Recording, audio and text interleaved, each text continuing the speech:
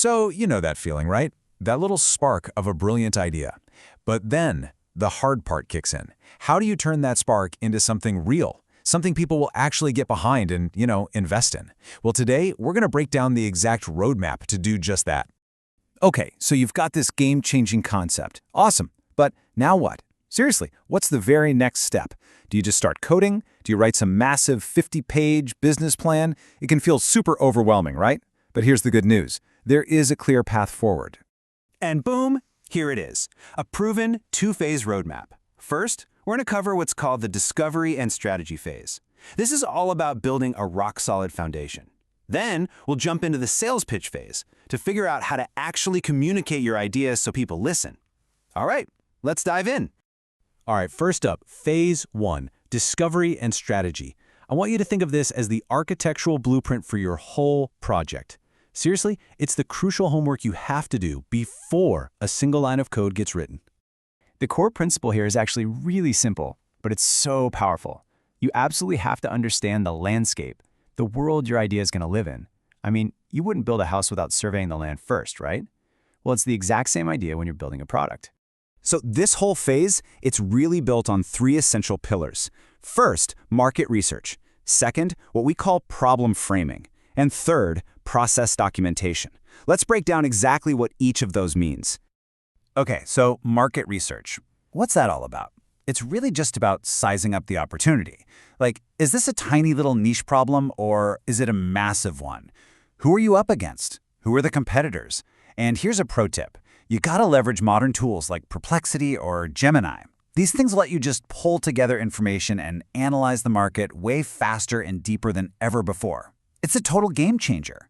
Next up is problem framing, and this is where you gotta get personal. It's not about some vague, faceless user. No. It's about a specific person. Let's just call her Sarah for now.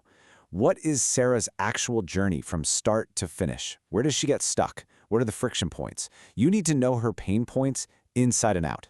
And the last pillar, process documentation. Look, it is not enough to just have the right answers. You have to show your work, show how you got there. A decision log is perfect for this. It's just a document that tracks your thought process, your assumptions, your choices. This is huge for building trust and proving you've actually done the homework.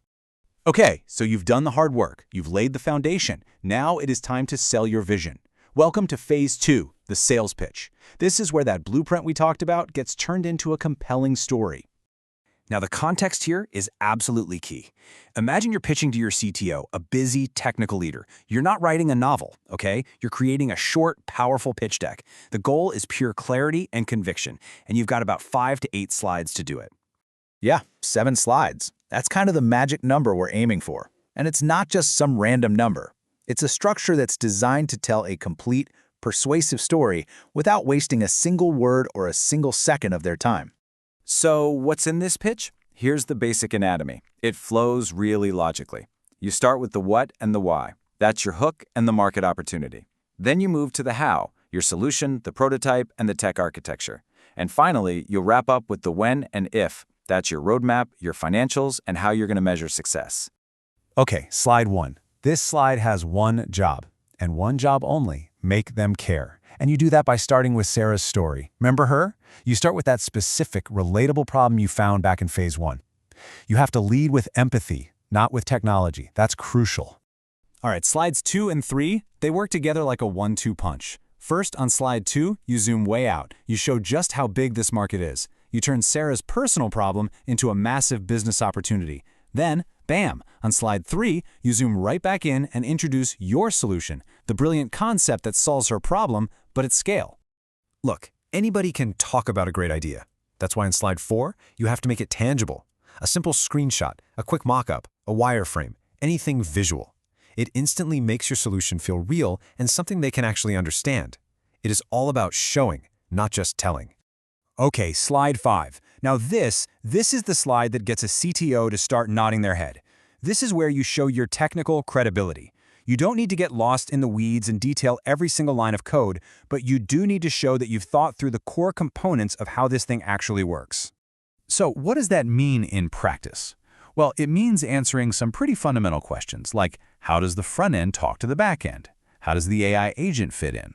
A simple diagram just showing how the main parts of your system connect and communicate, that is often all you need to build a ton of confidence.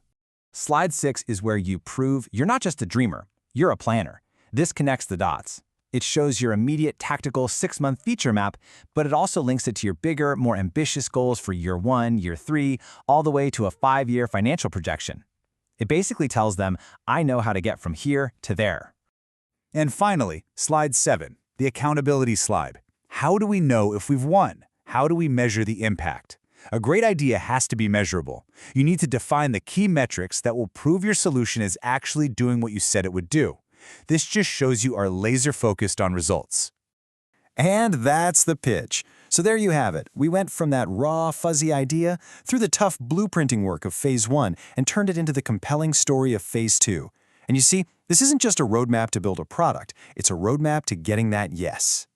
And that really gets to the heart of it all. The goal isn't just to have a great idea, it's to have a great process for bringing that idea to life. Your passion is essential for sure, but it's the process that turns that passion into actual progress. A great process is what makes sure your amazing idea actually sees the light of day. So I'll leave you with this one thought. Your idea is ready. You know it has potential.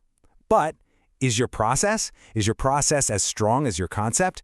Give that brilliant idea the framework it deserves. Thanks for joining me.